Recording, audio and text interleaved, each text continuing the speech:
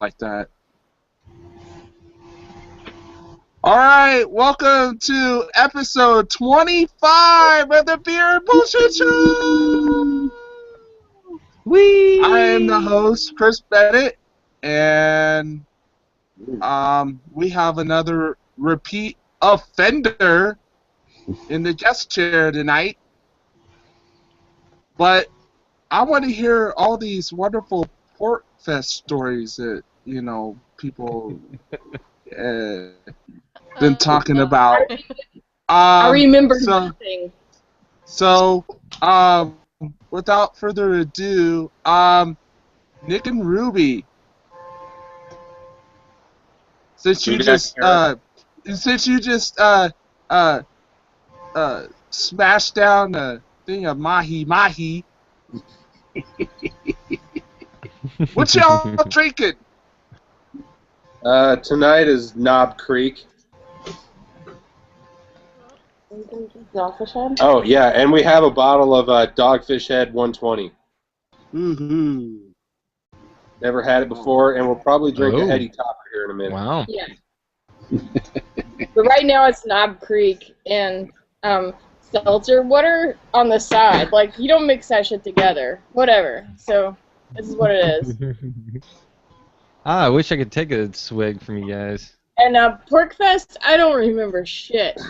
I remember like 4 hours.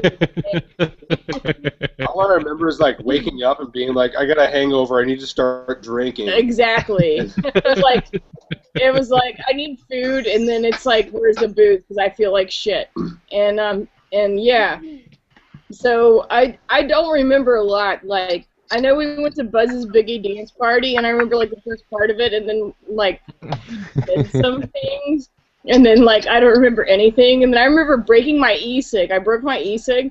And it wasn't until I looked at pictures, and I was like, oh, yeah, they were balls. I was like, I remember I got hit in the face really hard with one of those. Nick was like, yeah, that's when you broke your e-cig. And I was like, oh. There were like 20 or, yeah, probably like a dozen or 2 dozen big beach balls flying around. But I don't remember much of that whole entire party, actually. Like, I don't. There's pictures of me doing things, like, I don't remember at all.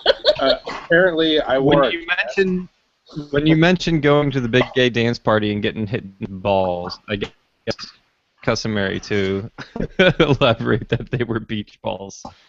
Beach balls. Big, huge beach balls. And I got totally smacked in the face, and I'm assuming I was like, whoa, and I dropped my e-cig. Because it broke, and it, like, really broke. Like, not just the glass chamber, but, like, the metal part inside the glass chamber broke. And luckily, we had another one back at the RV. So, yeah. Like, I don't remember much of Pork Fest, unfortunately. Garrett, I think it was fun. Garrett, do you remember playing Cards Against Humanity? Yeah, I lasted like 3 rounds. We got into this insane game of Cards Against Humanity. There must have been like 25 fucking people there, and it was just utter chaos. It was chaos against humanity. I couldn't even last. I was like, I'm fucking out of here. I cannot sit here and play this game with all these people. We're so wasted. I'm gone. I actually. That was, I think, the one night that I wasn't completely fucked up. I think wasn't that the first night we got there? That was Yeah. Is my mic on? No. Yeah, your mic's on here. I'll turn you up. Oh, okay. The little green thing doesn't go when I talk, or maybe it does. Okay. The little green thing is going. That looks like he's in a spaceship. Am I wrong? No. Hi. Anyway. Alright. Get back! Yo. Can you hear me? Yes, I can. Awesome. What you sipping on, dog? You know what?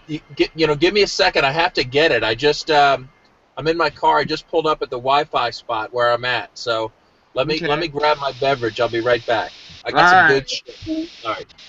All right. He's drinking in his car at the Wi-Fi spot. I Oh, wait, love how we can see the Chris. reflection. Over his shoulder, there's the reflection of the laptop. I thought he had TVs, but it's Chris, and there I am. So like when I'm looking at my screen, I see like this double wide version of us. Can you see both of us? Yeah, we see you, but Okay. All right. Well, listen, I've got I'm in Maine well- right now, so I got some Maine classics. Maine has some of the best beer around, hands down. I've got this is from Baxter Brewing, Stowaway IPA. And this one I've never tried. The Maine Beer Company. It's called Another One, India Pale Ale. It's like a special brew. The guy in the store just recommended it. This brewery has an outstanding reputation. So have high expectations for that one. So anyway, Does it say that's in what I've got tonight. Does it say in parentheses What's underneath? that, Garrett? Bites the dust. Underneath of the name, does it say No, I don't bites think the dust?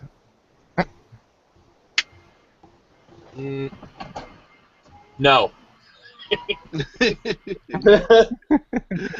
Anyway, I'm starting out I guess with we'll the find out facts, here right? shortly. You know what? I don't have my IPA glass with me, so I'm having to endure with a regular pint glass. But doing the best I can under the circumstances. I'm roughing it out here. Yeah, a pint glass probably holds up better camping. Those IPA glasses are freaking awesome, and we use them all the time, but they're really thin. And Yeah. it's like, not really wanting to pack them for camping, I can get. But when we went to the Prohibition Pig, we got some 12-ounce snifters from them. We totally did. They're like $4 each or something. They're dope. We've been looking for something like that for a long time. It was awesome. I was like, how much do you sell these for, or do I have to steal them? And they were like, no, we sell them. What's the most awesome thing about the glass? You should go get one. All right. You should go fill up some with beer and bring them back. Okay, the best thing about these glasses is that on the back it has like the shape of Vermont and it has a little star, and it says meet here, but it's MEAT here. Yeah. Oh yeah, I know exactly what you're talking about now. Yeah, I took a picture of that at my table. Those really cool little glasses. Nice. We have those. We bought them. It's awesome. It was like, yeah, so it says meet here. Because that was actually the best barbecue I've ever had anywhere. And it was in Vermont. It was awesome. It was good. I had brisket. It was amazing. That's a cool little town in Waterbury. I think I could enjoy some time in Waterbury. Yeah. Just, there's certainly fine food and beverages available. Yeah, and the Heady Topper, by the way, was across the street at the wine place. They only sold wine and Heady Topper. It was the only beer they had was Heady Topper. I can't believe you knew to go there. That's I was right convenient. there and I went right past it. Never thought They of it. had a little chalkboard sign on the sidewalk, and it said Heady Topper here. That's all it said.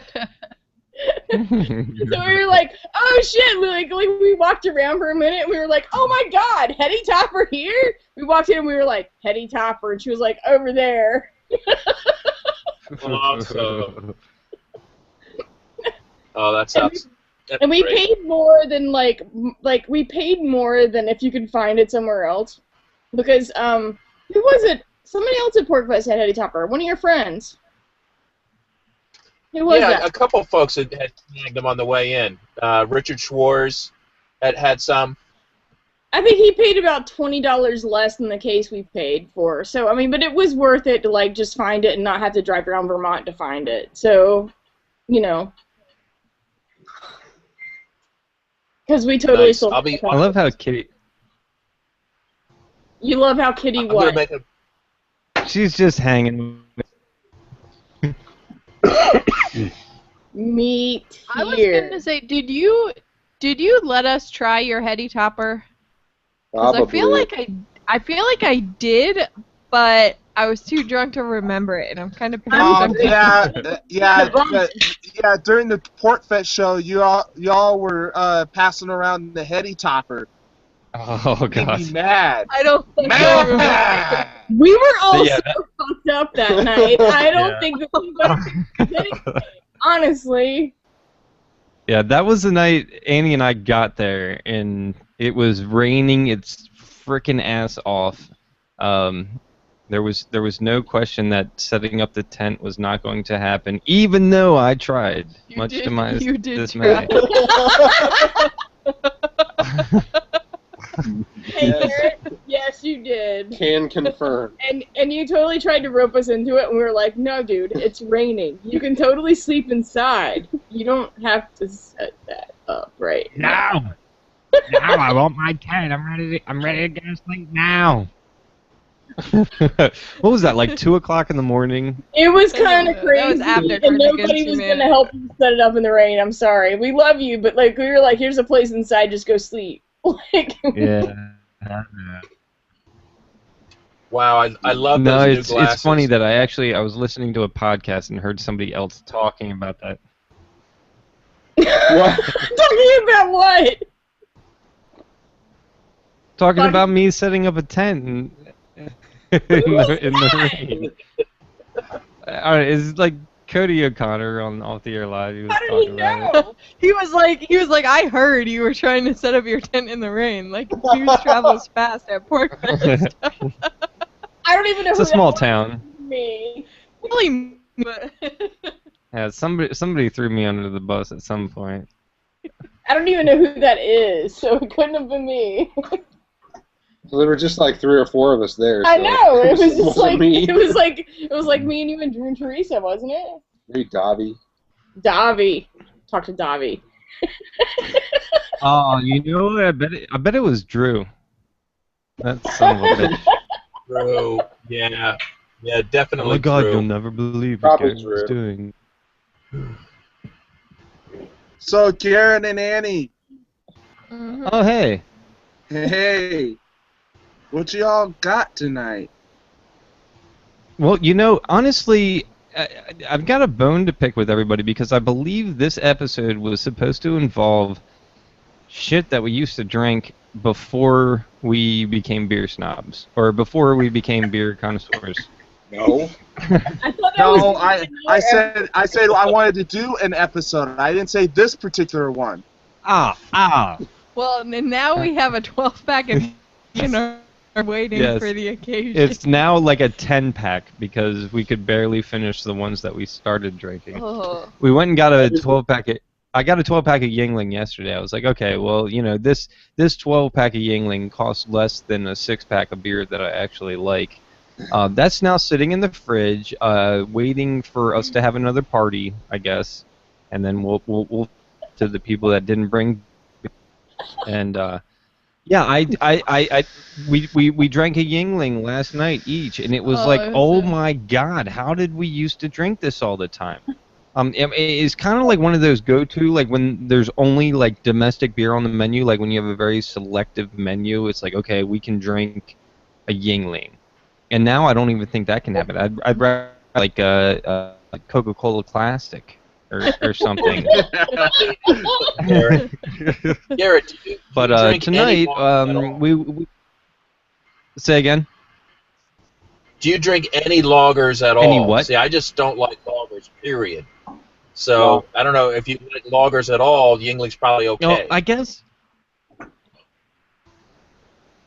Well, see, I guess I don't know. I haven't had a lot of lagers lately, just because of the fact that I've been on this IPA kick for so long.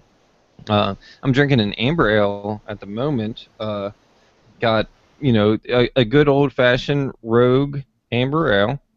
I can drink anything from these guys. If it says Rogue on the label, I can drink it. This is my light beer. I polished off a half pint of Jack Daniels before the show, and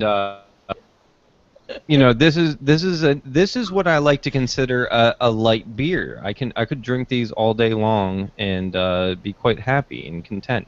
But we have a special beer from a local brewery around here in the Maryland area. This is a Dewclaw beer. They're a microbrewery in Bel Air, Maryland. And Annie, if you want to, It's called Neon Gypsy India Pale Ale. So It's pretty good. It's 6% alcohol by volume. you like it? I haven't even tried it yet. It's not outstanding, but it's good. Here, I'm going to take a swig now. I just need to find out what it tastes like. Like the back of a dog's paw. No, you know, that's pretty good. Yeah, Dewclaw. D-U claw. Does that say meow? No, it says neon. This is a new beer by them. So, It's not- just for it's the not record, if Dewclaw. any of you guys Dewclaw. ever come up to Maryland, we'll have to head up this brewery because we can go. Right, Dewclaw, like D-U claw. Dewclaw also makes this beer that I love called Sweet Baby Jesus Chocolate Peanut Butter Porter. Wow, what a name! Yeah, that's actually really good. It's really good, and this is a new one by them. It's pretty good.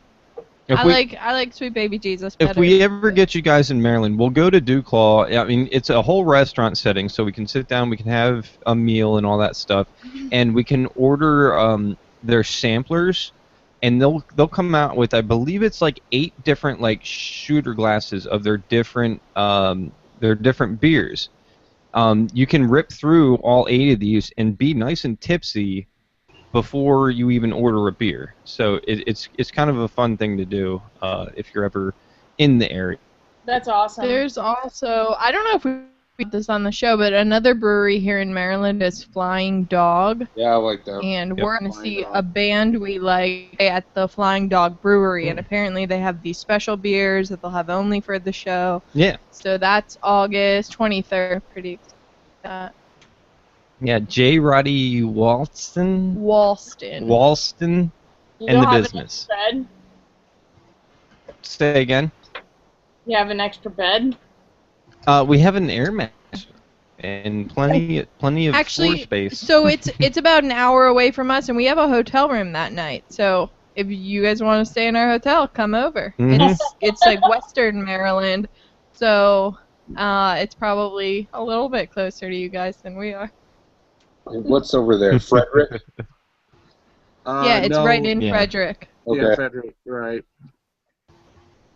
There you go. Okay, who's next? Jim Bev or Rob? We already- Rob's next. How are y'all doing tonight?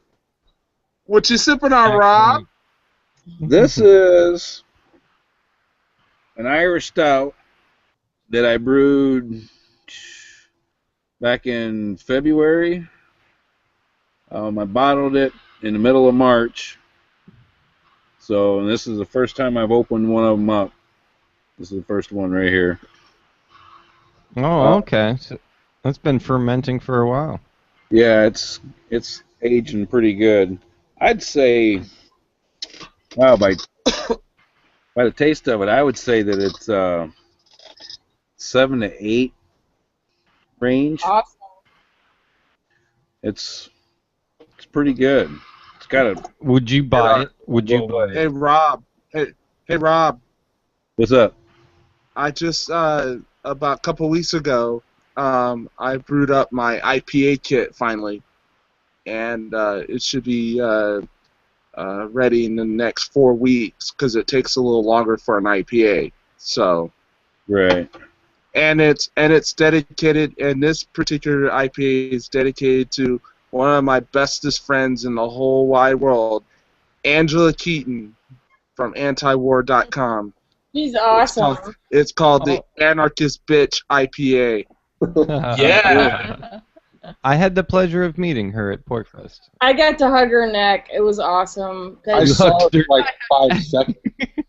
You hugged her. No, like when we were at Libertopia, we totally bonded. We had a bunch of private time together, and her and I, like, I don't know, mind melded or some shit. So like when I saw her this time, she was like, "Oh my God, I love you," and I was like, "I love you too," you know. That's Even great. though we didn't spend a lot of time at Pork Fest together, like you know, I know who my friends are. So yeah. I have a question. So, Rob, you mentioned the ABV of your beer. How do you tell, like, when you brew your own beer, the alcohol content? Well, I don't. That's not a scientific 100%. That's just from my taste. Okay. That's You can tell what. how drunk you get when you drink it. Well, it's almost like when it goes down your throat, you can almost tell what the alcohol content is. I can anyway. Close. Well, I almost feel like there's a formula you can put into play before you even brew it, like There depending is on Garrett, there is a formula, and whenever I brew my stuff, I make sure that right before I put after I put uh, the yeast in, then I take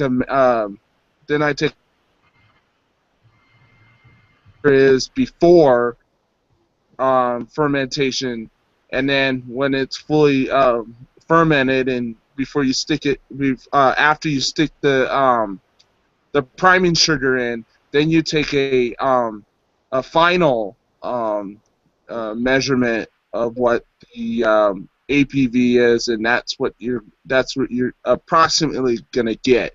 There is a tool that you just drop.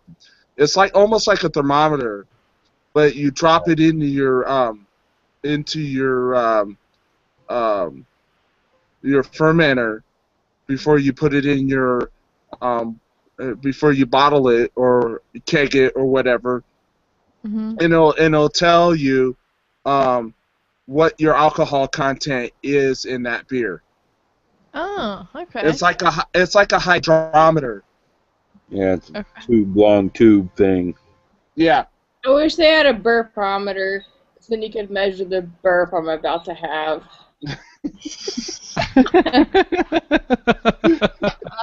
I got one more question for Rob. What does your shirt say?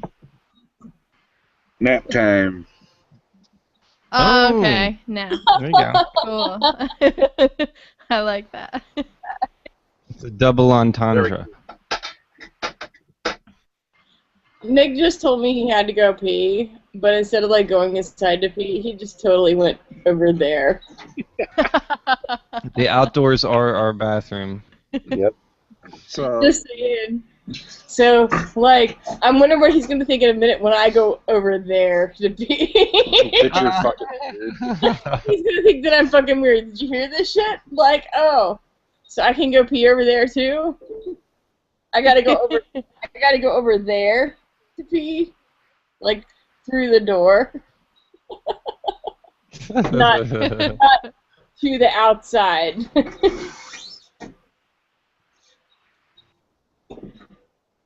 You feel better, Nick? Yeah. This pee in the wild is awesome. Yep. so I'm really enjoying my new job. Awesome. Wait, Chris, what are you drinking? Oh, well, I'm glad Whoa. someone asked. I'm drinking the Sierra Nevada Hot Denim. Oh yeah, that's good. nice. That is good stuff. And I don't care what that jerk at Hy-Vee, at the local Hy-Vee says. This is good shit. He has just no taste, okay, in beer. All right. He thinks freaking Leinenkugel Summer Shandy is the shit. I'm just like, yeah, right, whatever, fucker. Anyway, um, and then after that, I'm gonna have a Dogfish Head 90-minute. Nice. Before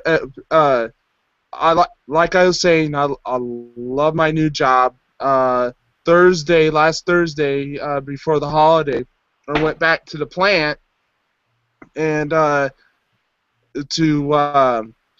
check out or whatever, and the guys in the warehouse is like, make sure that you take your free beer. I'm like, what? Free beer? It's a setup, man. I was like, okay. So they said no. They said they had a list of what we can get, and I wound up giving half of it away because I don't drink it. My neighbors across the street got the case of Corona and the case of Coors Light. I gave my wife the Cayman Jack margarita and the Red's Apple Ale, and I kept the Warsteiner and the Coors Banquet. So You got Good something call. out of the deal. See, I saw that you like had to work like a lot of hours one day. So how is that working out? Like, are you salary, so you have to work whatever they tell you to, or I mean, is it working out for you in a good way? no, I'm not salary. I'm Mallory. I worked 70 hours last week, only because it was 4th of July week, and that's the busiest beer week for the company. So, and then I usually have Mondays and Wednesdays off. I got work weekends, but the good thing about the weekends is that I could start whenever I want. If I want to roll into my first place at midnight, an hour before the license shuts down, that's what they call it. Before they stop serving, before they can stop purchasing beer, I can go in there, and I'm probably going to be usually done about 10 in the morning, 11 in the morning, because I got 6 stores on the weekend. But that's pretty cool. So I really like my job. I got the tour of the place, and the guys in the warehouse are going to let me know when my 2 beers that I look forward to come in, the Sam Adams Oktoberfest and the Sierra Nevada Celebration Ale. That's really cool, Nice. man. I'm really glad that you have this job. Like, I know how much you hated working where you were before, and I am just so happy that you have a place that appreciates what you know about stuff. I mean, isn't it great to work for somebody who, like, I don't know, appreciates you? Do they appreciate you? You think? I think they're more. I think they're more kind of astonished on what I know about beer and what they have in their portfolio. That's what they call it. Do On they know stock. about the show So, yet? Do they know about the show yet? no. Good. Keep it that way. Fuck the government. Hey, I've got a question for Garrett. Chris, I'm cartoon. Oh, hey, guy. Garrett, can you hear me? Yes. Jim Bab, what can I do for you, sir? Is that a government logo on your shirt? Oh.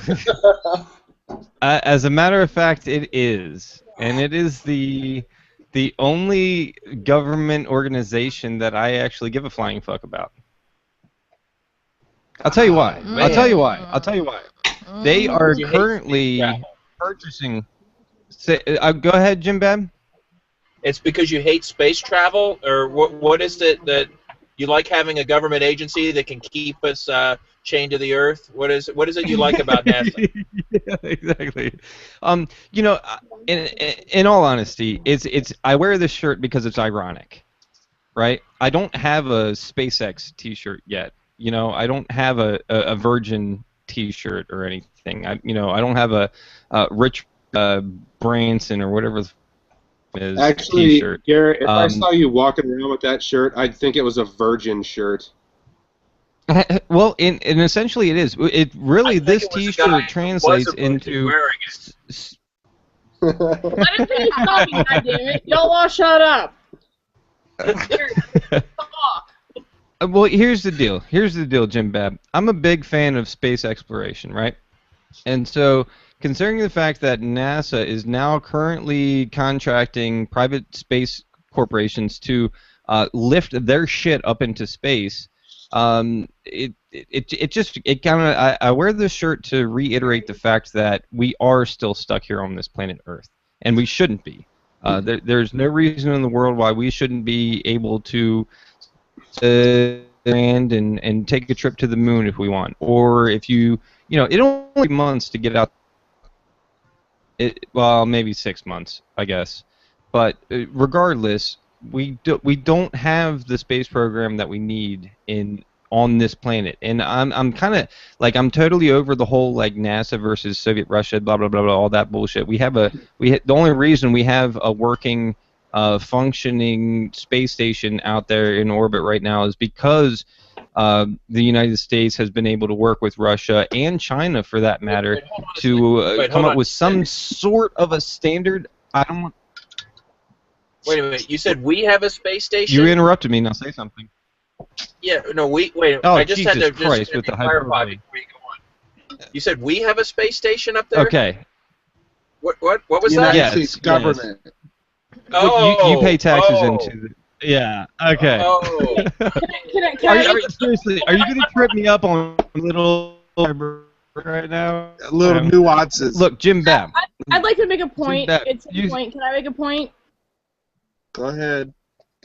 Anybody? It's got to be better than Jim Babs. Okay, okay. So listen. So Neil deGrasse Tyson, he's actually like one of my favorite people, even though he's like a government agent or whatever. But like, so my point is that Neil deGrasse Tyson. Cosmos. Okay, but so anyway, like, you know, he talks about how like the only part of government money that NASA receives is a half penny of every tax dollar spent.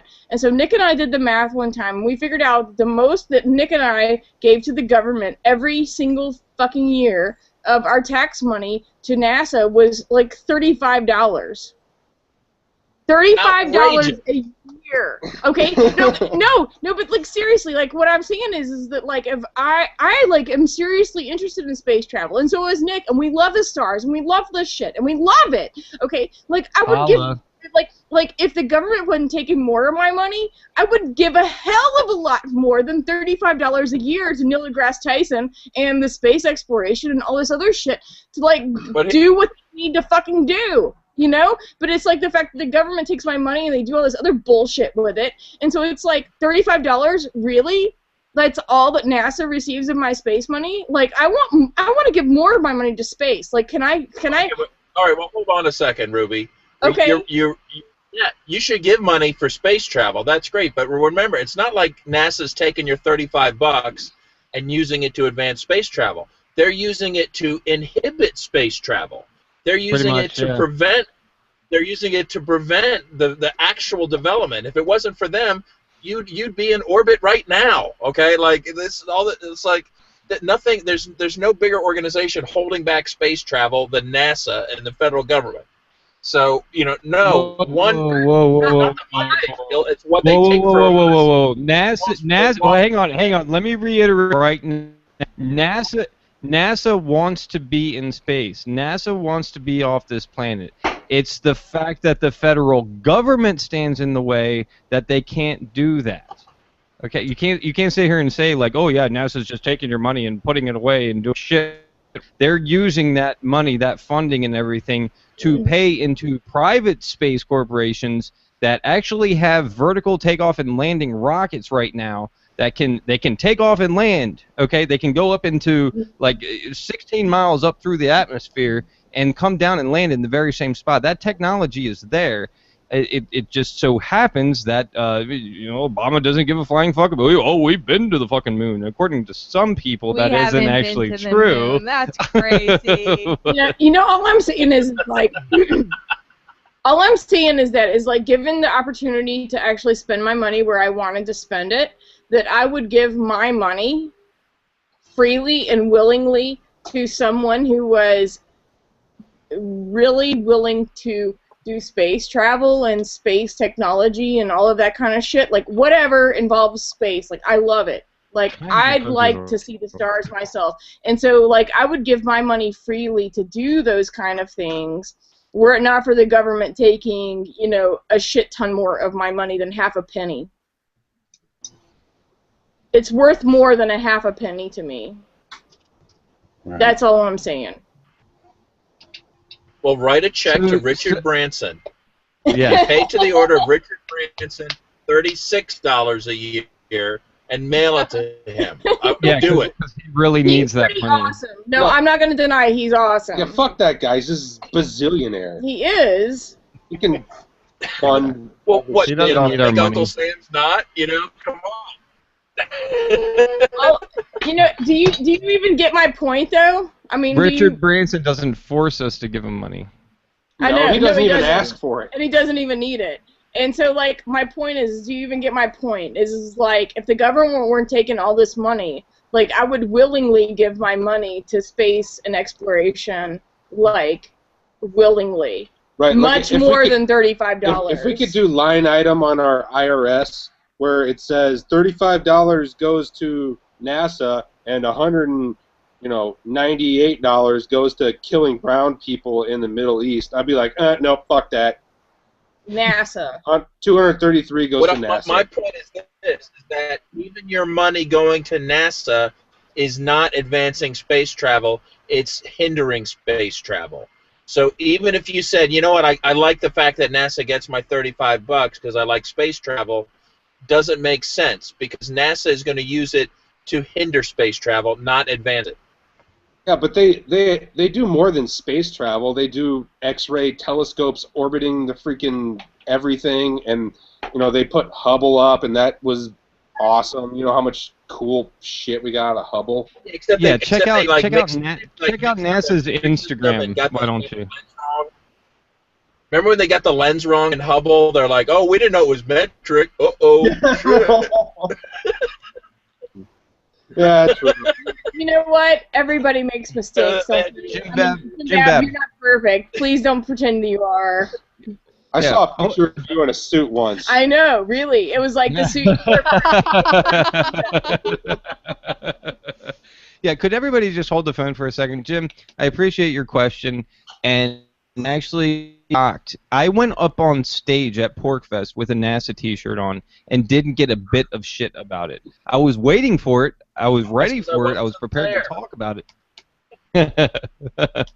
But, I mean, honestly, it's just I wear this t-shirt to kind of remind people why we need to start thinking about this stuff again. Or actually, obviously people like us sitting here around the Google Hangouts now, we do like space exploration. We do like the idea of living in a more sci-fi-esque world, if you will. Like, I want my fucking spaceship. I want my flying cars. I want my hoverboards. I want, like... but the fact that, you want a what? A phaser.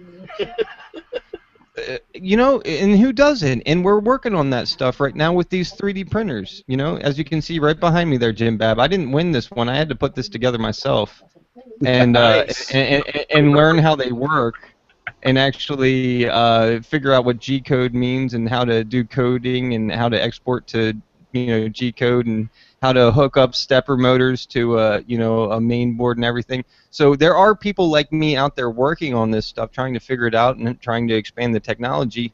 And meanwhile, we have privatized corporations sending these 3D printers up to astronauts that are orbiting around the planet right now, who need to be able to use this technology that was created in the private sector. It's going to help them to fix parts that are broken on their spaceships and everything. Like I don't control that. There are certain things in place, but it's like our good buddy Ernest Hancock always says. Like, we're going to space without government's permission. I intend to be riding shotgun on one of those ships. So Right on. Fuck you. I'm just busting your balls. That being said, I need to get another beer. How's your beer? Beer me. You want one of those or you want a Rogue? I'll take a Rogue. You take a Rogue. Switch it I'll up get a one of little them. All right. All right, we're getting ready BRBs. to open up this Dogfish Head 120-minute IPA. I've been looking for it for a long time, and I'd never even seen it before. But the guy that works at the beer store, he had some, and I traded him a heady topper for it. So Oh. Whoa. Oh. We're now on the special list at the beer store. yeah, he's like, I can't believe I'm holding this in my hand. Oh. So I just shared an article on the Beer and Bullshit page called 13 Uniquely Flavored Beers That Will Make You Question Everything. So if anyone wants to go read that, I had only had one of the beers, so if anyone's had them, I'm interested to hear. They all sound kind of weird.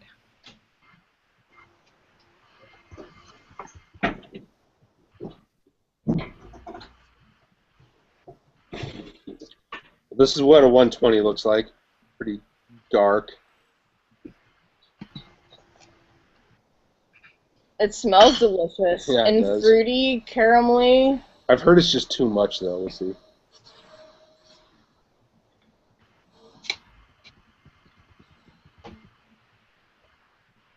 It looks great in your Prohibition pig glasses. Yep. It's super fucking sweet. It's got a lot of caramel. It's got a lot of caramel. Super lot of caramel. Holy shit. It's too sweet. It is really sweet. That's Wow. ABV. Do you regret losing a heady topper for it? Or No. is it worth the experience? It's worth the experience.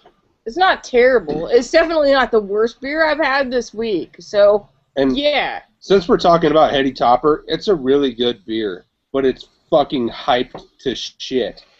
There's so many good beers out there that compete with that. Yeah, and I don't have It's- my... What was the one I drank that was from that... What was that? Larry? The Galaxy? What was it called? I don't know. I had a beer... How about the Hill Farm? Okay, That stuff was awesome. what was that? The Hill Farmstead. I had a beer when we were at the Prohibition Pig. We had Heady Topper in a glass, and then I was like, I want this other one. And I don't have my phone with me right now, but I will totally next week let y'all know. It was incredible. I thought it was called like Galaxy or something. Oh, no. It was a local thing. Yeah. So- There were like 3 local brewers, and they did a combo Belgian something that was delicious. It was so delicious. It was better than the Heady Topper, and I was like, this is the best beer I've ever had in my life. I was like, this beer is fucking awesome. And I asked everybody, like every beer store we stopped after that, I like asked every single like beer guy. I was like, do you have this? Do you have this? Do you have it? Like, and nobody had it at all. Like, I don't even know if they sell it like in a can or a bottle or what the fuck ever. Like, I just couldn't fucking find it. And Holy fuck, this is 18%. and it was awesome though. I'm gonna get my phone. I need to get my Yes. phone. The 120 is 18%? Whoa. The 120 is 18%. Huh. I always thought it was 12%. Like they went by the 120 minute 12, 90 minute is 9%, 60 minute is 6%. But maybe Oh, could be. I I don't know. guess I'm wrong there. Well, if it says 18, then Well, I just untapped idea. it, so it said 18%. Also, I'm instant drunk. damn. I've got 1% battery left, and I doubt I'm gonna find this beer before my battery dies. You drank it too. What was it? Just scroll back on Untapped for forever now. We've had so much beer since then. I know, right? Jim Bab, since you're still way up there, if you see cans of this beer, it's an IPA, it's black, 12-ounce cans, and it's just called Larry. That's really good. It's actually really excellent. Larry. What's it called again? Larry. Larry. Get it. Larry. Let me It's Google. really good. It's awesome. Why are you not looking still?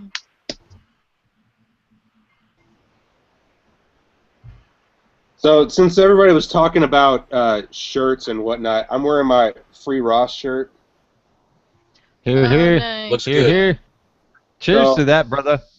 I went and saw her or his mom give a speech on internet freedom, and it was really, really moving. And She's a sweetheart. she's awesome. She is a really cool mom. And She. Did you hear the origin about her like getting invited to Porkfest and everything? no, It was really interesting. I forget who exactly she was talking to. It wasn't like Carla or anything, but I think she had hooked like the free guys, and they were just like talking offline, not during the show. And somebody was like, "Oh yeah, like you should check out this whole Porkfest thing. There's a lot of support here." She had no idea how much support her son had in our like little community, our little niche here. And then once she kind of like picked up on all that, it was like, oh well, all right, I'm going to go to the thing. And then like, boom, instantly she became a speaker, and everybody wanted to hear from her and everything. It was a really sweet story. I wish I could remember where I heard the whole conversation at. I'll have to look that up. But the reason I brought it up was that when she went to Porkfest, one person or maybe a collective of people anonymously donated 28 point something Bitcoin Nice. to the fund, and What is that like? That's Damn. like fucking like $8,000, 10 grand or something. No, it was 18,000 at the time. Wow. Wow. He was giving the speech about internet freedom and how the feds are trying to screw her son, and they at the beginning of the week they set a goal of 60 bitcoins worth of donation during Porkfest, and in one lump they got 28. That's And so amazing. I thought that was really amazing. And then like 2 days ago, Roger Ver said that if you retweet his tweet, for every single retweet about Ross's defense, he was going to give $10 to Free Ross. And he ended up. Who's Roger Ver again? He's the CEO of blockchain.info. And, Okay, yeah. I knew the name. Started blockchain.info, or he's behind it. He also is behind Memory Dealers. They advertise on Free Talk Live, or they used to all the time. Yep. Okay. Well, so my point is that in one day, that dude donated $158,000 to Free Ross. That's awesome. And Good. I'm not a bazillionaire, but I give what I can. So It's hard to give donations when you're accepted. Did anybody see the article about Glenn Greenwald? He released some of the names of the people who were spied on by the NSA. Yeah, I heard something about that today. Anybody we know? Unplug the Blackman. Well, a lot of the names that they released were Muslim Americans, which didn't shock me, okay? Because, of course, we have this in this country, anyway, we have this paranoia against Muslims. Wait, who's we? Who's we? Brr. who's we? I said in this country, there are people, I okay, know. who are paranoid against Muslims. Muslim. I'm not. I'm not. You know. But I'm just saying. Okay. Oh, I know. I'm just busting Jim's chops.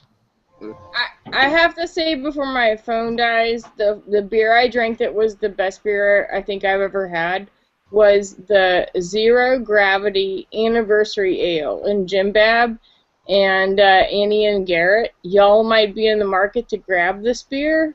I've never seen it anywhere but like there. I've never seen Zero Gravity anywhere. Zero Gravity is the name of the brewery. Anniversary Ale is the name of the beer. It was the best beer I think I've ever had. Do we know where that brewery is? Zero I don't Gravity? even know where Zero Gravity is. I swear to God, I have no idea. And I asked every single place we stopped between Vermont and New Hampshire, like, to buy beer, like, if they had, and they were like, no, I've never even heard of it. Like, so I don't know. But we had it at the Prohibition Pig, which is the same place that Jim Babb went for lunch that we went to. Because he went there. We were like, we got to go there.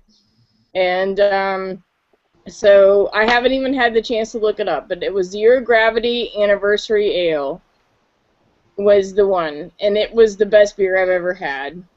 So, it was better than Heady Topper. It was better than anything ever. Zero Gravity Anniversary Ale. Also, I just realized that the 120 minutes color is bourbon. It's where, Burlington? That's where Hill Farmstead is, isn't it?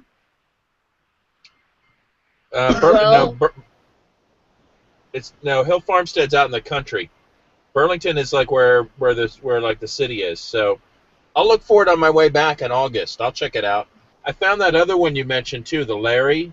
Yeah. It's Wachusett Brewing. It sounds like a Massachusetts thing, isn't it?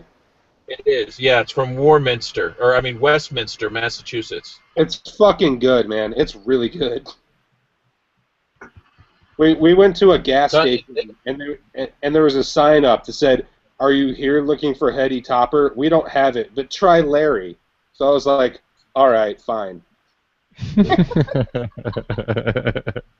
Seriously, we were like on a beer trek. It was like my job was to look on the internet and find places that sold beer. So I'm like, okay, there's a liquor store in 3.5 miles. Here's the directions, and I'd plug it in the thing, and we'd be like, okay, we're going to this liquor store. We seriously stopped. We stopped at probably 15 places to buy beer. Oh, I admire your dedication. That's incredible. We were on a quest. It was a quest. You talk about the journey is 90% of the entire, like, it's the journey, not the destination, right? That's how we thought of it. It was like the journey. Where do I go to buy beer? But isn't that it's part of the fun of traveling is getting a chance to sample the local beers. It was awesome. That you don't get at home. I love that. Yeah, it was a great reason to like search the maps for things. It was like, hell yeah, we're gonna go buy beer that we're gonna drink later. It's gonna be awesome. Let's go do this. And in so many places we went to, we were like, had that. Oh, I haven't had that. Let's buy it. That's what got us to buy this Dew Claw thing that I'm enjoying at the moment. Even though their brewery is right up the road, like literally 20 minutes away from here. Well, shit. We haven't tried this one yet, so. So there's another one that I found when we were on our travels. It was called Cayuga Cruiser. It was upstate New York, and it might have been a Pilsner, but it was really good. And I don't like Pilsners. It was really light. It was just delicious. Also, I had had like 30 beers at that point, so maybe. Yep. We had this awesome experience where we got to go to Saratoga Springs, New York. And if you've never been to Saratoga Springs, it is absolutely a beautiful place to go. And they have an incredible array of mom and pop restaurants with lots of craft brew. They're mom and pop places with craft brews. So, and they're also local breweries. So, we went there with some locals, and they took us to a local brewery, and we had some local brews, and then we had some, craft brews, and then we went just beer hopping, and it was freaking amazing. So, Saratoga Springs, New York, shout out to them because that is an absolutely beautiful place to visit. It was a beautiful place to eat food. It was amazing. And the beer was great. So, like, if you ever find yourself in that area of New York where you're like, you know, Saratoga Springs is nearby, go there! Freaking go there! And go there and do some stuff. Because it's freaking awesome. And, like, you should go Stuff. there. Just saying. Like, Druthers. Go there and do stuff. Go there and do stuff. Druthers was like in an alley. Like I swear to God, Druthers was so packed. But literally, there was like this little opening. It was like wide enough for 2 people, and it was like back in an alley. And like, if you didn't know it was there, you would never even know it was there. These, you know, this couple, they walked us in, and it was packed. It was holy shit. Like how, like what the hell is going on in this place? And we got a spot at the bar, and it was awesome. And then we had like food and beer and stuff. But I'm just saying, like, Druthers, and it's like, it was crazy, but it was awesome, and the food was so phenomenal. You know, mom and pop places really know how to fucking do it. Like, they just know how to do it. And it's just like, if they're gonna survive, they need to know how to do it, right? So, like, craft brew, and good food, and Saratoga Springs. It's awesome. Go there. Do it. Make your hotel reservations ahead of time.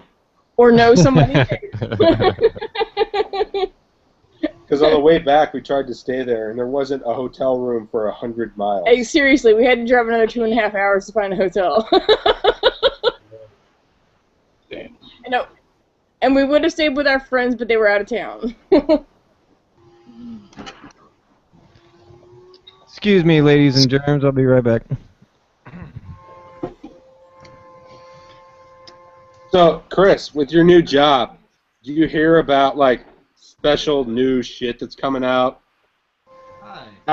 Yes, I've got an ear with the warehouse guys, and I told them if anything new comes in, let me know, because I work for the distributor, and I told them I'm a huge craft beer aficionado, or, you know, a connoisseur. So I need to know what comes in or what not, so I can go get it. Are any of the guys you work with craft brew aficionados too? No. Are Really? they That's keep so weird, selling, like, feel. 30-pack my beers?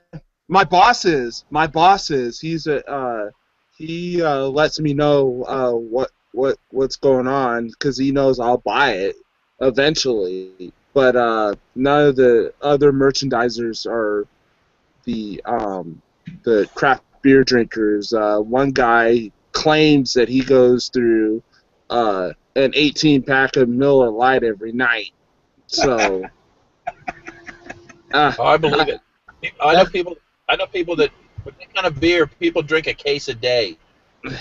It happens. I'm just like, you know, if I go through like a 6-pack of, you know, and I don't drink like just if I pick up a 6-pack of something, I don't drink like that whole 6-pack of whatever I buy. I'll have other stuff that I want to drink too.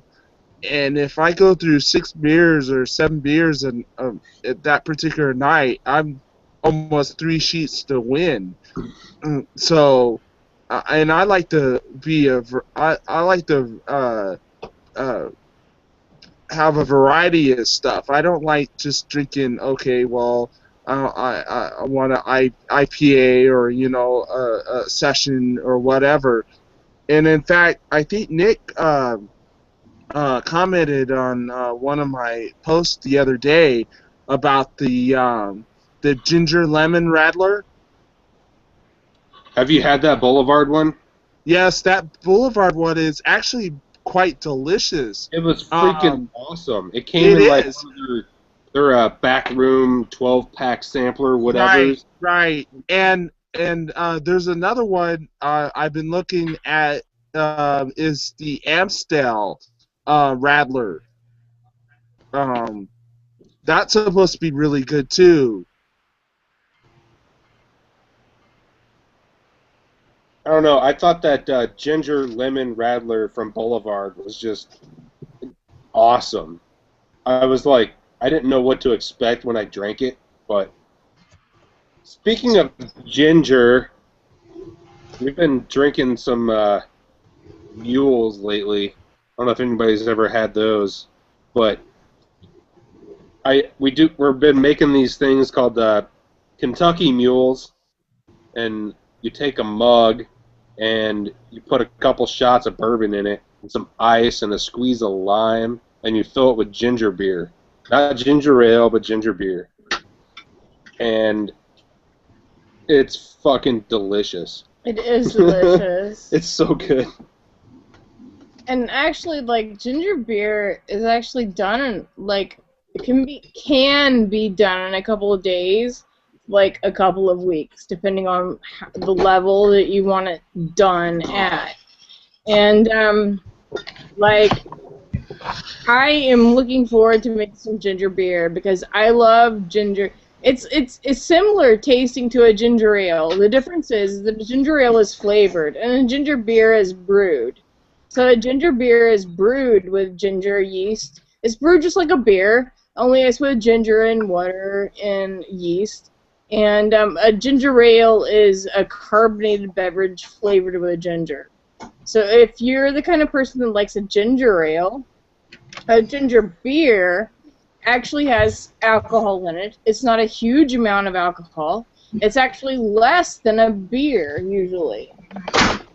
But it is brewed with the yeast and stuff just like a beer is, so it's brewed like a beer.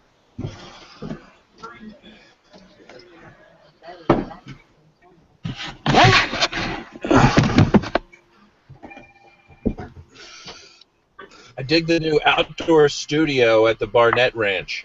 Oh my god, it feels so great out here. Like, we couldn't resist. We ate dinner out here, and I was like, we just need to do it out here. Like, I don't want to, you know, it's so cold here, like, and it's so, like, I'm looking at my yard right now, and, like, okay, so, like, this side of my yard and this side of my yard, like, snowed like drift. Like 3 to 4 feet this year, okay? Like right in the middle was like about 2. But it's like, really? So I'm thinking, you know, we should just enjoy the fucking summer while it's here. There's our corn.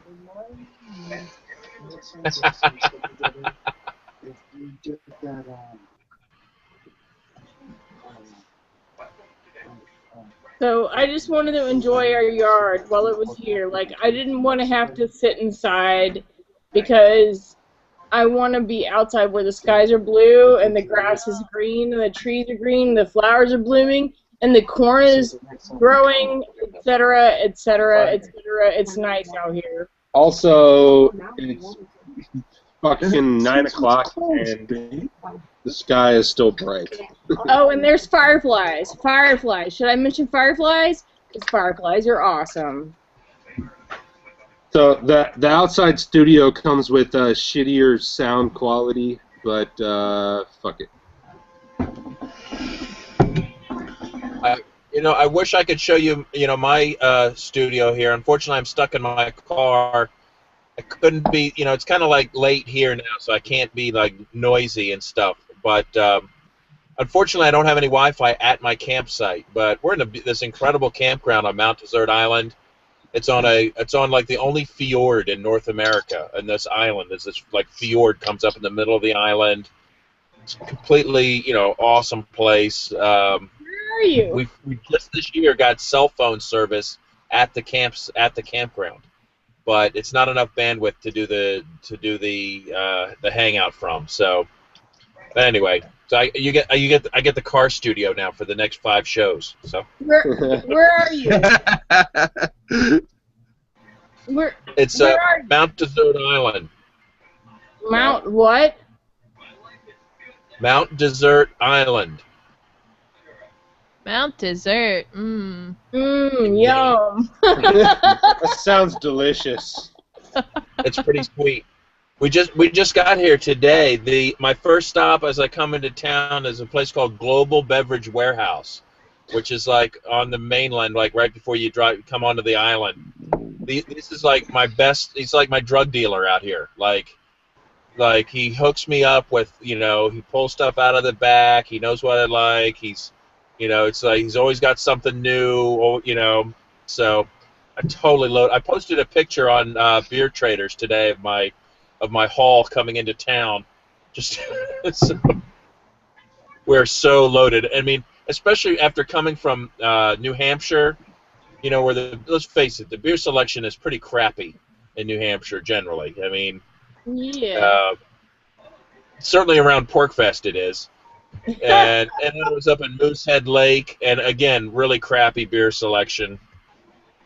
Then I come down here, and it's just like beer paradise. So now I'm on vacation. Now, didn't New Hampshire just pass some like pro craft brewery homebrew legislation or whatever, or I guess repeal the anti-legislation? So why do they have such crappy beer selection there? I don't know. Because they don't have people. Because they don't have people. Because they don't have people like us living there. That's the reason why. Yeah, it's some market demand that if you want fucking Miller Lite, that's what they're gonna have.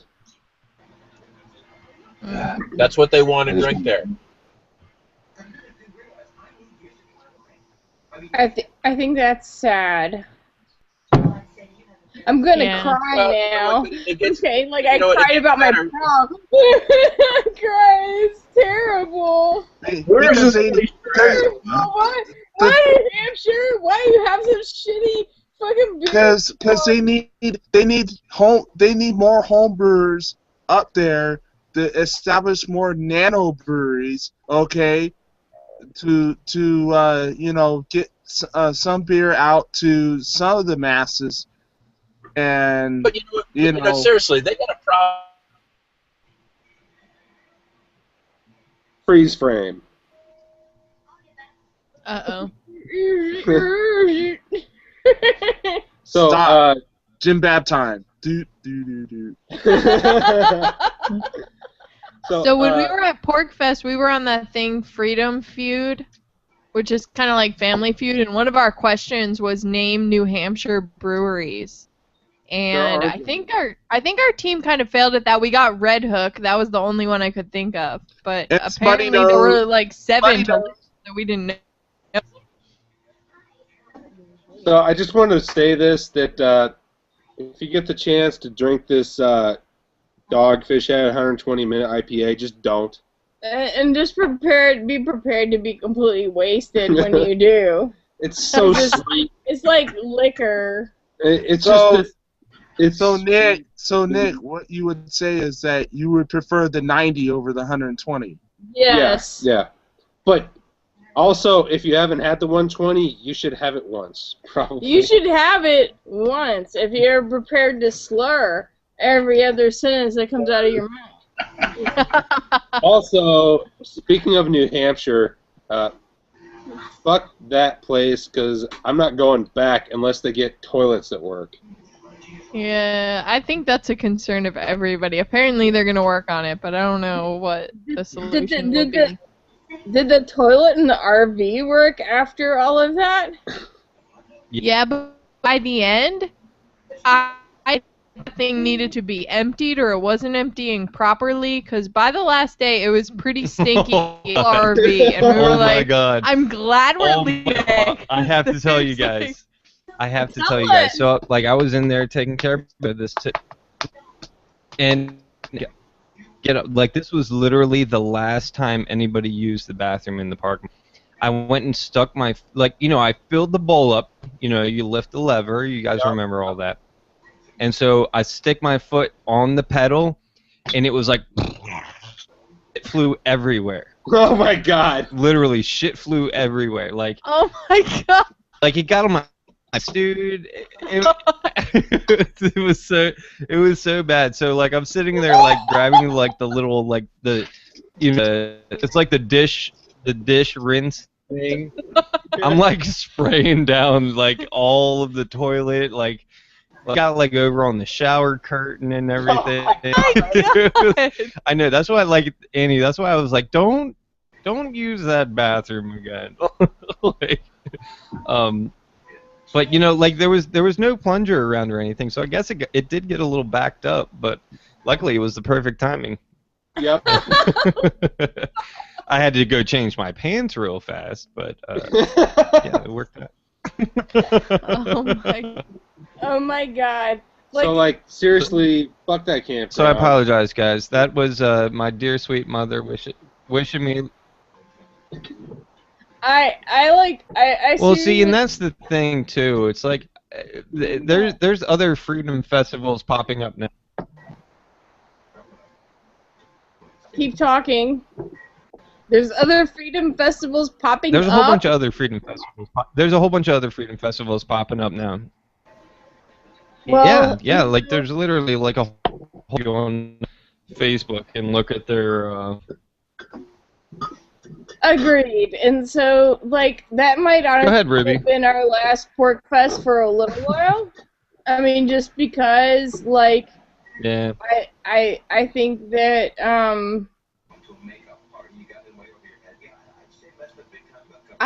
know what, Well, I don't showers I are don't nice. Yeah, like, I don't So know. apparently- I don't know. Maybe I'm fucking old. I don't know. Yeah. Well, we're Hawaii! like Hawaii! Hawaii! How about Hawaii? Yeah. If they did Free State Project in Hawaii, I would totally go. Like, I'm thinking, like, Hawaii? Like, Or like North Carolina. you know what? Hawaii! Like, because... So apparently, you guys, I know you're kind of close-ish to Chicago, but there's a festival in Michigan, like kind of near Chicago, that I think that we wanted to go to, but it's just the drive is going to be way too much. yeah, I mean, Used to be. yeah, I know what you mean. It's like... It's kind of fun. Yeah, it actually did sound kind of fun. Like, a friend of mine, it was like in Michigan and like close to Detroit. It was like some kind of festival was going on there. I heard about that and I was like, where is that happening at? You know, but like, you know, I have a 20-year class reunion that's happening in October. And, Ew. ooh. Yeah. I wasn't friends with a lot of those people, but I was friends with some of those people. And, like, some of those people I've become better friends with since, like, being out of high school. But I would actually prefer to go to my class reunion than to, like, something in Michigan. It's about the same distance. So, like, I don't know what to say. Detroit is an 8-hour drive. Yeah. Oh, I thought they moved it closer, like more on the Chicago side. It was in Detroit last year, and they moved it closer to Chicago, so they thought they would get more people. Ooh, guys, were you guys talking about the Old Bay beer? Ugh. No one was talking about it. I was asking. The Old Bay beer is actually the only one on that list that I tried. Oh, okay. Old Bay. That's good on crab cakes. Hey, It's good, it's good with crabs, but not. hey, Nick, Yeah. did you have that Boulevard sampler pack? Yeah. What'd you think of the ESB in there? No, I'm not a big ESB person. It was okay. Okay, because I've got one right now, the ESB. So So like my complaint about fucking Boulevard sampler packs is I bought one, and you know how they put like the indent on 2 corners to show you like what special beers you're gonna get? right, So mine had this rye IPA or some rye beer in one corner, and in the other corner it had an ESB. And when I opened it up, there were 11 rye beers and 1 ESB. And I was like, this is fucking bullshit. What about all the other beers that are supposed to be in here? This is fucking horrible. Damn. so anyway, Rob hasn't said much. He's been like laying low, kicking back. Come on, Rob, say something, man. There's not a whole lot to say. I'm just been busy as hell this summer. one thing after another. Hey Rob, isn't there a huge beer festival up in Michigan or something like that? Oh, I'm not sure. I'd have to look into it. I'm pretty far away from civilization, so it'd be a good drive for me just about anywhere. Because I think last year you posted something and that said, one of these times, Chris, I'm gonna have to bring you up here or something like that. So What was that now? some kind of big beer festival last year or something like that. That you're just like, Oh, one of yeah. these times that we're gonna have to come up. You're gonna have to come up here or something. Well, they got there's countless numbers of microbreweries all over the state of Michigan, and there's a tour that goes around to a lot of them. And I'd have to look it up and get the details on it. But yeah, that would be something neat to do during the summer. Just pick a summer and go microbrewery and hopping. I mean, I would love to tour like Bell's or Founders. Those are the two that I would just love to go tour. Yeah, there's actually, uh, New Holland. That's a really good one. Yep. When we were up that way, we got some Dragon's Milk Reserve on tap. You Yeah, that's- Who's watching Step by Step? What is this? Or Family Matters? Everywhere you look. That's my son's program. What show is that again? Garrett knows. Or Full House, maybe? Is it Full House? There you go. Full House, yeah. God, I love Full House.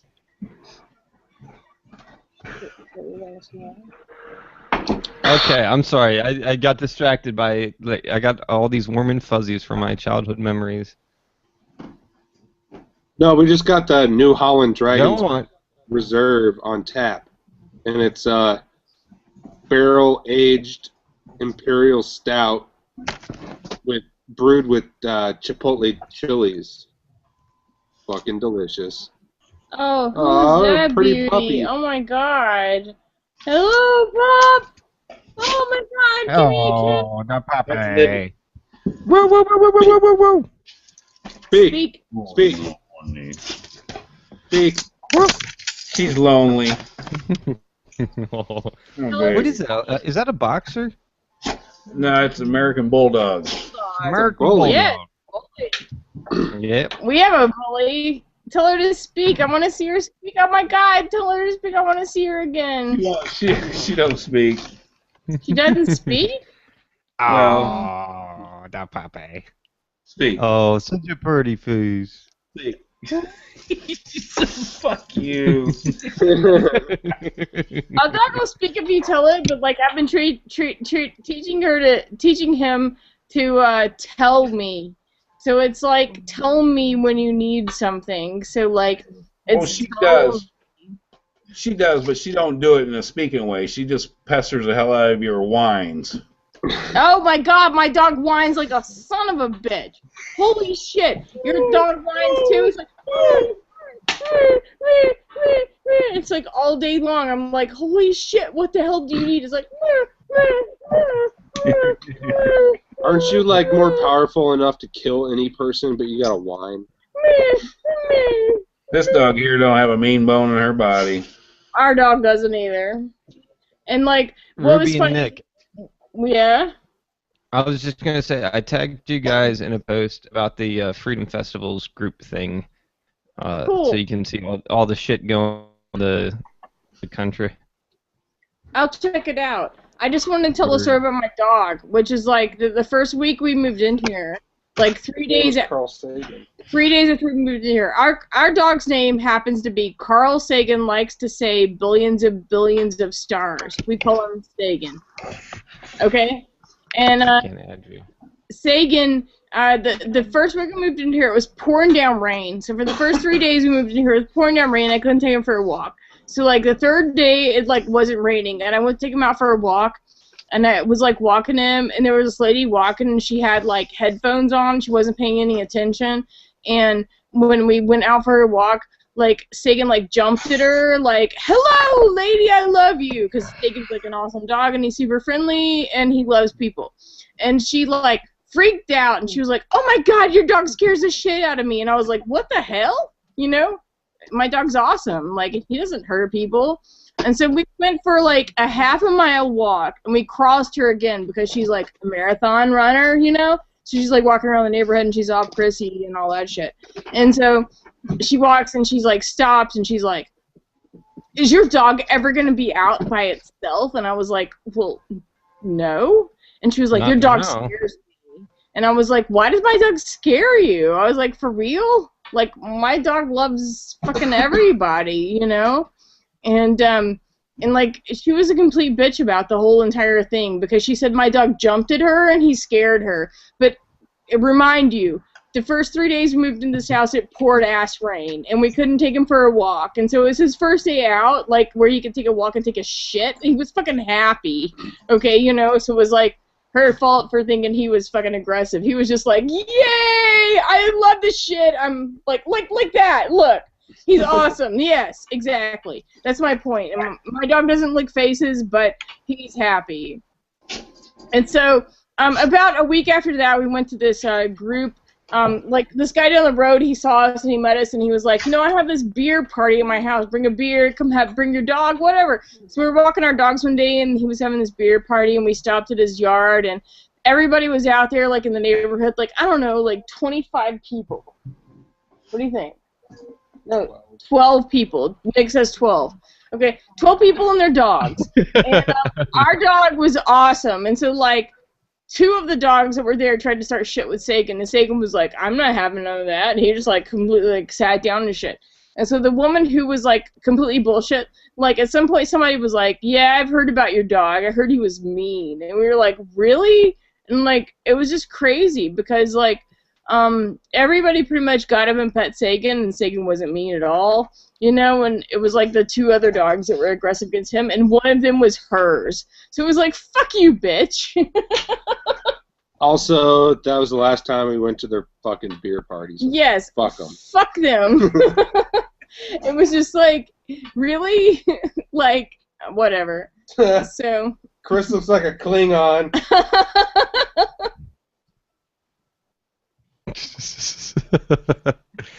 Chris, do you like your masked face here? Make one of me. Yes, this is what I've been doing. I'm trying to make cartoons out of everybody, but I got a lot of learning to do. Oh, that's you doing it? Thanks, Okay, Karen. I love you too, man. So it's like boobs and face. How do we do this? I need to back up. Ruby, send me a picture you want. No, you gotta send me a picture. I'm not doing a screenshot. I don't have a picture. I'm drunk. I don't know. They did a screenshot at Portfest of me, so, you know. That was Jim Babb, by the way. Is he with us still? No, he fell off. No, he's gone. He's got more important things to do. Like drinking good beer. Where did he say he was at? Some fucking dessert place in Maine. Oh. He went up Dickering. Around this time of year, he likes to take vacations, like, for months on end, so... Must be nice. He won't be back to civilization until about the middle of August. Wow. Good for him.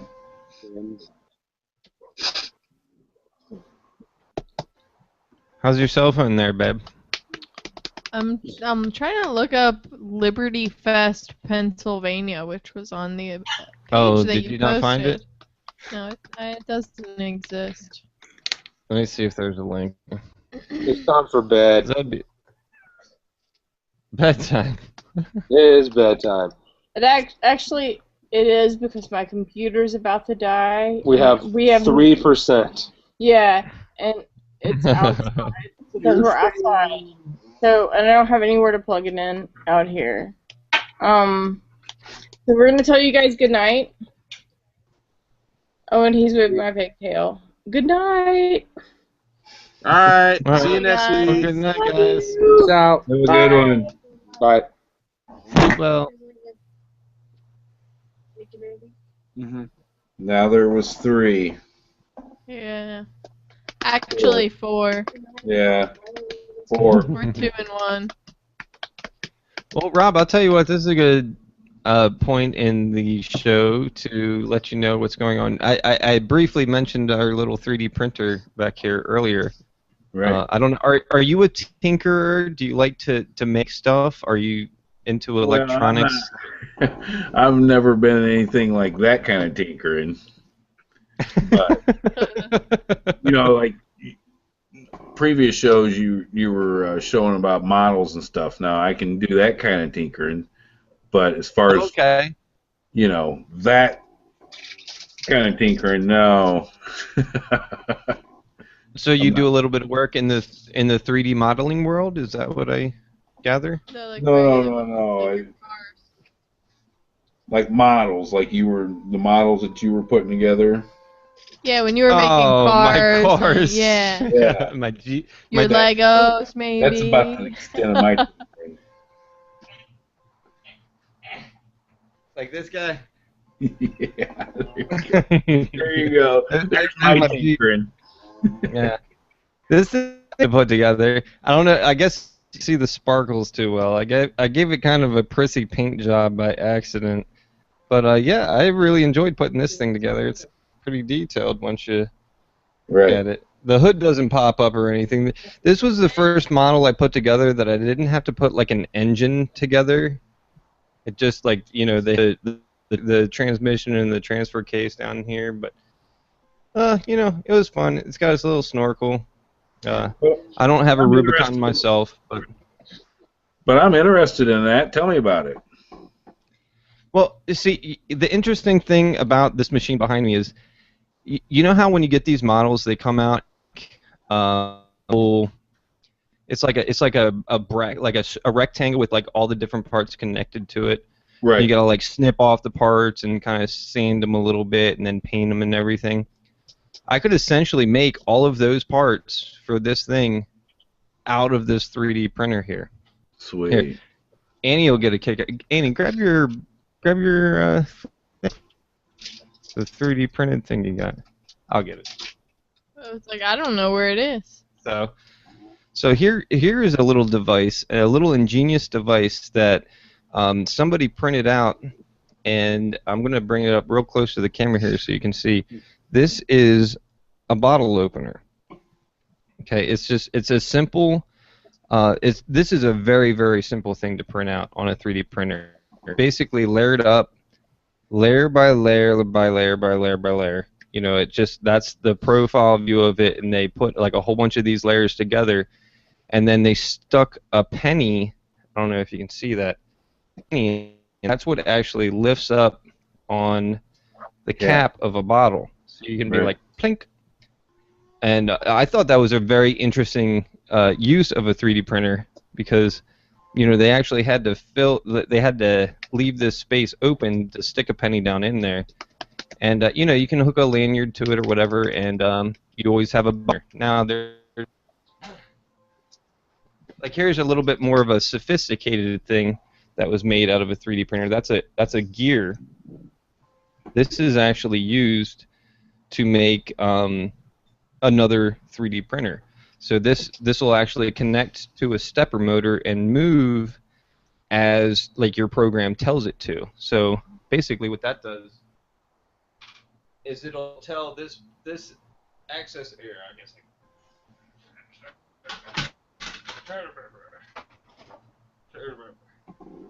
Oh god. So what you got here is your y-axis. Oh, thank you, I was babe. gonna hold it for you. Oh, thank you, sweetheart. Mm-hmm. So you got your y-axis right here. That moves back and forth, north and south, and then this will move east and west.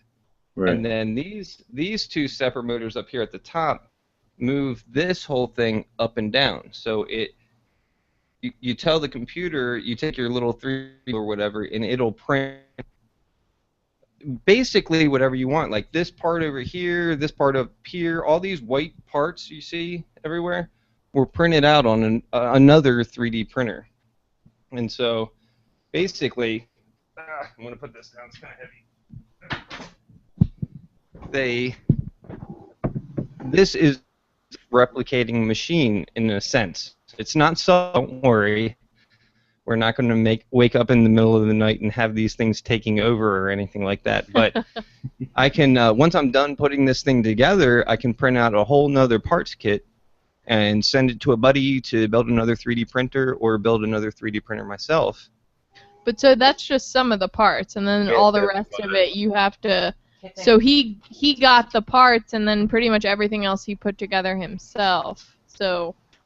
What's that little thing called? An Arduino? Yeah, so... That's the brain. So here's the brain right here. It's an Arduino Mega, and then I put together this shield on top of it. It's called the ramps. It's a Rep Arduino Polio something or another. There's a whole. It's an acronym. So I had to solder all this shit together myself, but you can buy it pre-assembled. And then I connect this to a power source that I literally just pulled out of her old computer. It's like this old Dell computer from like 2002 or something. Yeah, it's like this old ass computer, but it's got all the harnesses I need to hook power up to the extruder head and like a heated bed for the thing. And yeah, I should have probably talked about this a little bit. Well, show me the product that you use, that the machine uses to make those parts. The product, okay. Well, I use software to design. But like the plastic that goes into the extruder. Right. So here's a bit of yellow filament. Yep, I see. So this will just feed into the machine, kind of like a hot glue gun. It a lot like a welder, exactly. And so, as it's melting into the extruder head, it's moving around. Like you'll have a little bit of slack on here, and it'll move around and melt basically into place. And I've got a couple of other examples here. Like here's an apple that was made, a little figurine. I don't know if you can see that, but where's Jeremiah Kerbal? Little owl. Right there. Yeah, grab him. Oh, yeah, that's.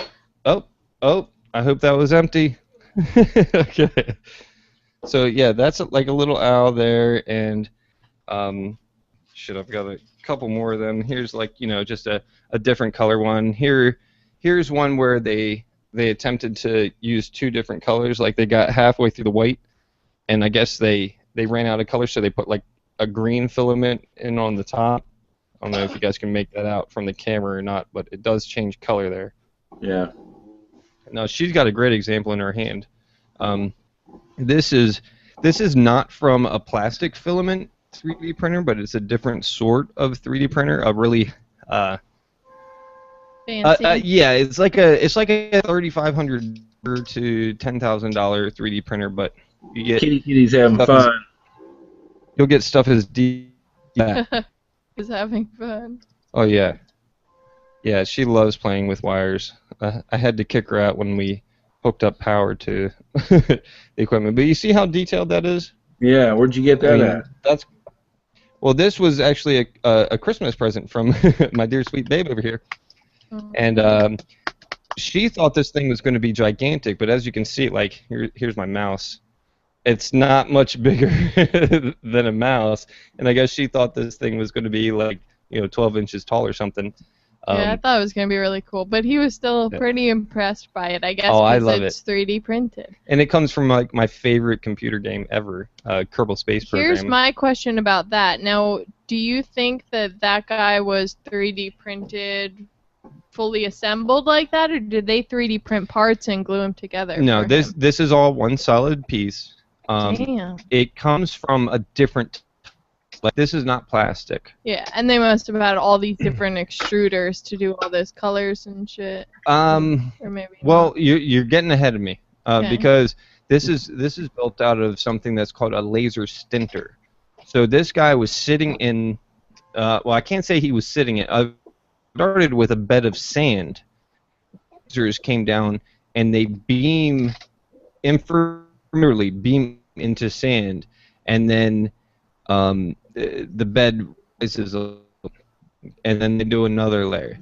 Oh. And then they do another layer, and like it basically it gets to the point where when this is done, nothing but a bed of somebody reaches into the bed of sand and pulls him out, and like shakes him off, and like That's so brushes all the cool. sand off of him and everything. Yeah.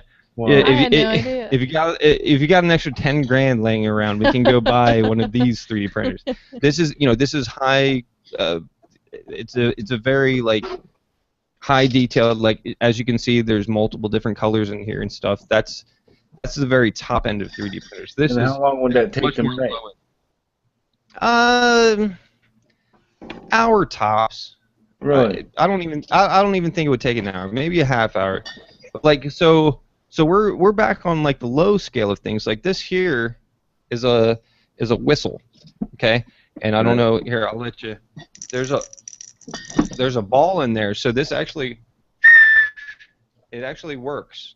And it was all printed off of a 3D printer, just like this one I got behind me. So you're not looking at real, like, obviously you can see there's a bit of a detail difference between these two things, like. But at the same time, you can get stuff like this. Like you can build an entire chess set.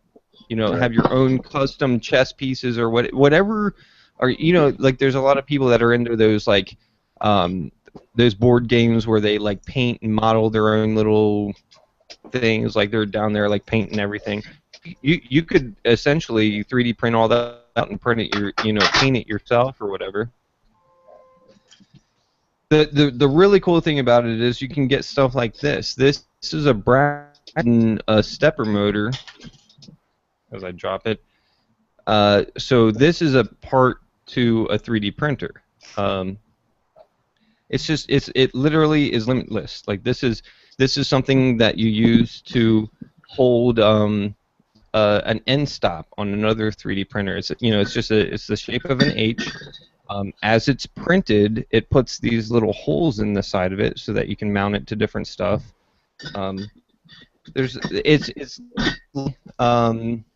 What your mind can comprehend. Like you can literally make almost anything you want.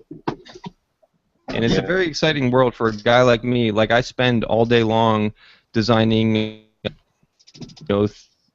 three-dimensional models of conduits running. It's like, yeah, it's kind of neat.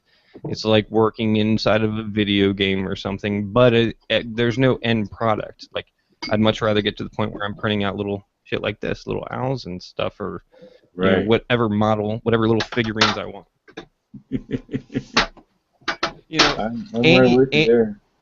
Annie spent $1, I think, on that little bottle opener, and the people that made those and brought them to PorkFest had a really good idea. There's a lot of people running around at PorkFest who need to open their beers, right? Why don't we print out a bunch of little bottles and sell these? I honestly thought, like you were kind of surprised at the price of that. Like you were probably willing to spend $5 on it, weren't you? Yep. So. Because I was thinking like just the novelty of it being 3D printed. Yeah. Novelty items are definitely there, and there's a lot of people. Like there was this guy in Barcelona who took, like the Xbox Kinects cameras. Oh. Yeah. Like this guy was taking. He set them up inside of this thing. It was kind of like a little atrium, like a. I think he used one of those canopies that you see on campsites all the time, and he strapped 3 different Kinects cameras to him, so people could walk in there. There was this guy that walked in with his acoustic guitar, and he stood there, like I think he had to stand still for like maybe 30 seconds or something like that, while the 3 different Kinects cameras basically scanned him, and then He paid the guy, a couple of $100 or whatever. Came back in a couple of hours, and he had a little 3D printed figurine of him holding his acoustic guitar. Oh, sweet. It was all one color or whatever. It was like you were saying. It's just an item of him sitting there holding his guitar, and it was really neat. The guy did really well sitting out, in this real touristy area of Barcelona. So that's all he does all day long is lets people walk up for a couple of $100. You can have a little figurine. I don't even think it was a couple of $100. It was like $100, but Well, still. they had I don't remember if it was MakerBot or who did it, but there was a little pop-up shop in New York across from my old office. I was so jealous. Right in the middle of Manhattan, and they were doing that too. And I want to say it was like $300 or $400 bucks, because if it was $100, I probably would have been like, all right, this get done. I'll do it. It was expensive. And they had a back room area, didn't they? They did. So they had a toy room in the back, which was like you had to be over a certain age to get back there, and they had all these cool toys that were profit. Yeah, so apparently the sex trade is really enjoying these. Here's another example. This right here is a clip that holds these microphone cables up against the thing. I broke. So here's the original one from the manufacturer. This came with my microphone stands. Okay, I broke one of these, and I told my buddy, I was like, "Hey, man, I snapped this thing." He had one of the MakerBot things. So he took out his little micrometer, took a couple of dimensions off of it, and made a 3-dimensional model of it. And then a couple hours later, I went online and looked, I wanted to replace these. I was just I don't want to just use zip ties. I got to keep clipping zip ties and shit every time I want to move this stuff. So I wanted to get some fresh ones. And so I gave him that, and he came up with a little 3-dimensional model. And within an hour, I had 8 of these. These white ones that you can't really tell, but you might be able to hear this. That's the different layers of plastic that I'm scratching over.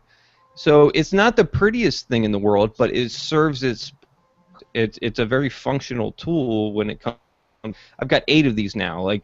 They cost 99 cents a piece or whatever. And this guy just spent a half hour to an hour of time, and all of a sudden I had 8 more of these, and I never have to. I have more of these. They're going all the way up my mic stand without any cables connected to them or whatever, just in case I break another one. But they're much more flexible than the original ones. I can sit here and bend on it, and it's not going to snap. So it's a very, very neat little. Did you hear that? That was it clipping back onto the mic stand. It's very neat stuff. Yeah. It's the wave of the future. It literally is, and it's part of my personal mission to make sure every person with a desktop 2-dimensional printer has one of these sitting right next to it. We don't need to print on paper anymore. Let's print everything in 3D.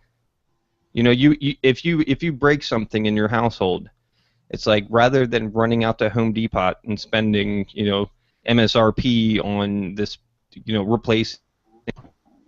Why not just take it and do a little 3D scan of it real quick with a camera, or if you're skilled enough to be able to take measurements and build the 3D model, maybe even an improved version of the broken thing, print it out, and then put that file up online on Shapeways or something like that, one of these other websites that stores all this stuff, and make it so that everybody else in the world who breaks this very similar light fixture clip or whatever can print out the exact same thing, Right.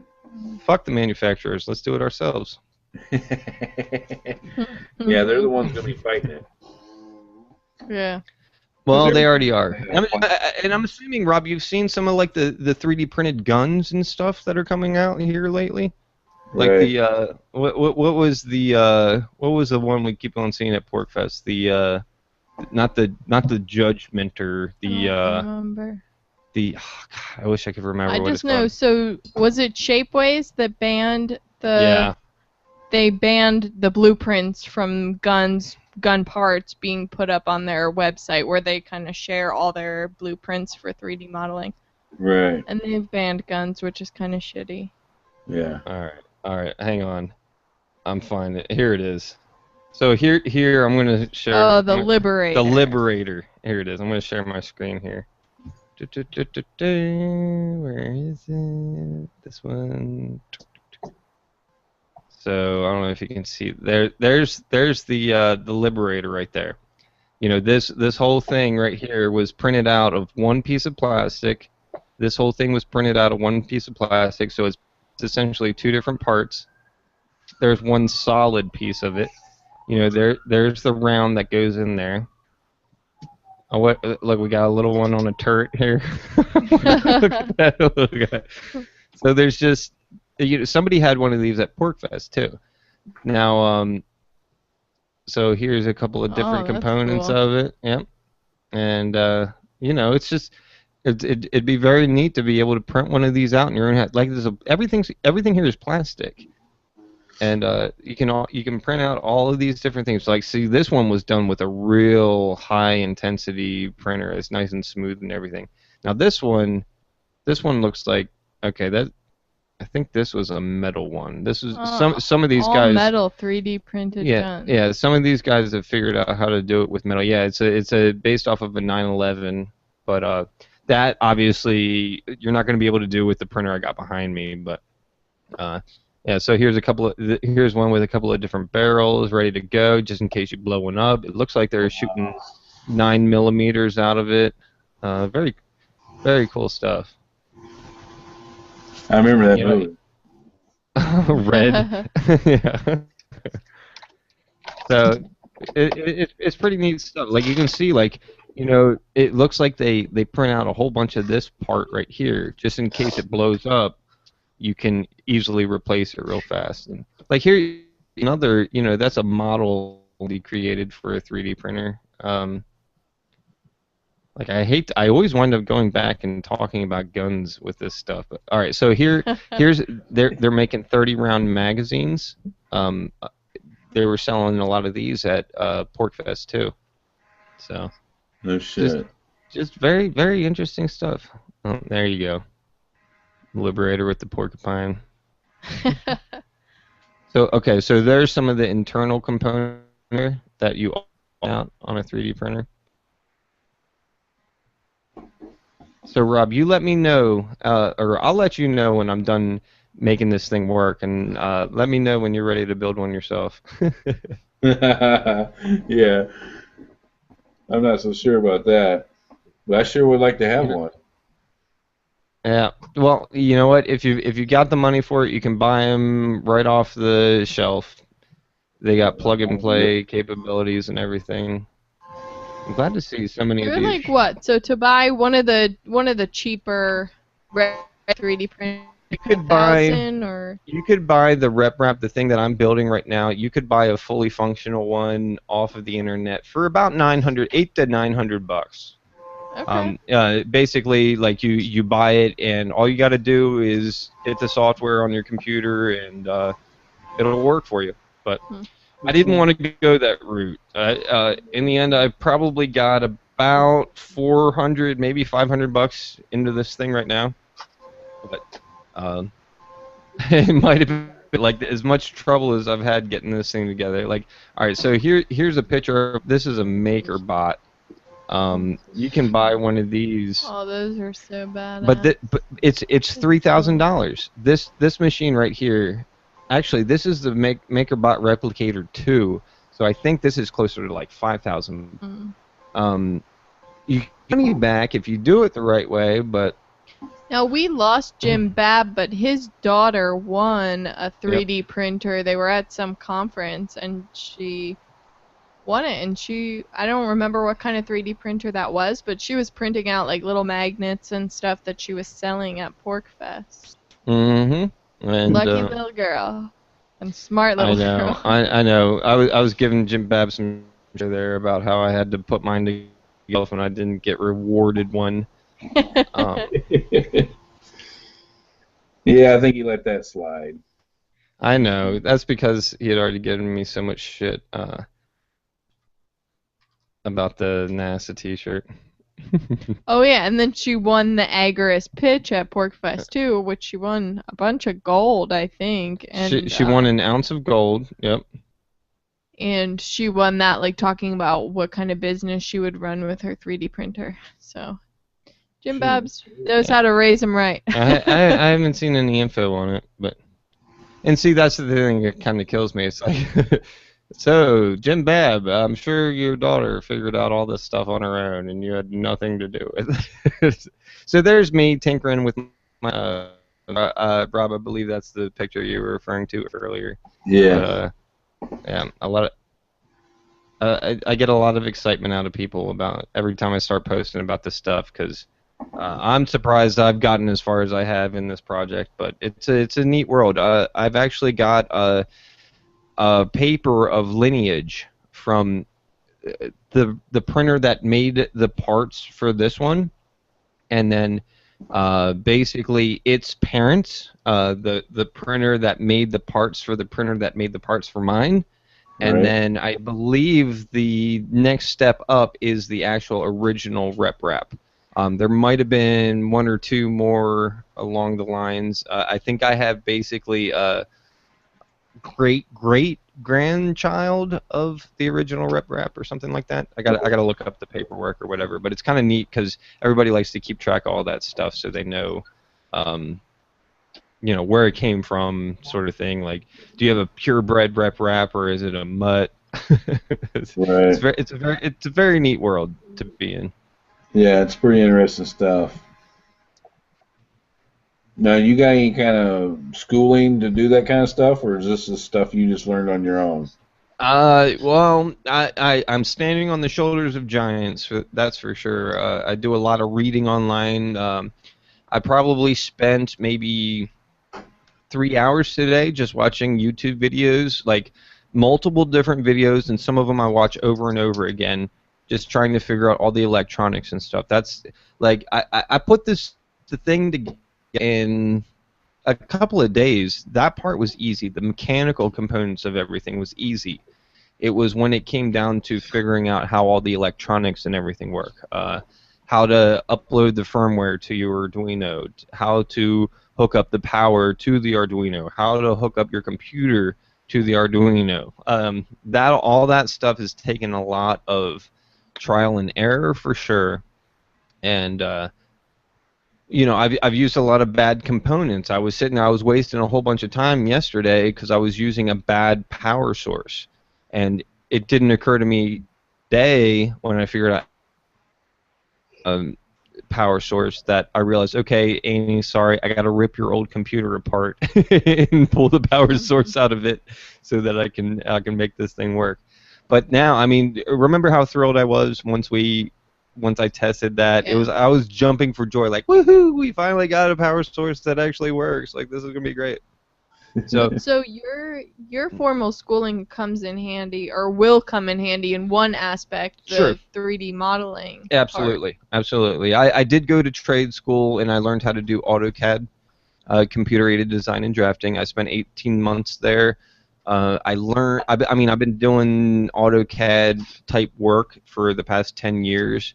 It wasn't until about 4 or 5 years ago that I started getting into the three-dimensional world. Like, I was just working a lot with blueprints and shit. But now that I'm doing the three-dimensional stuff, it's like, yeah, I can pretty much design anything. There's one And if I viewer. can't figure out something, I know where to look to figure out how to do it.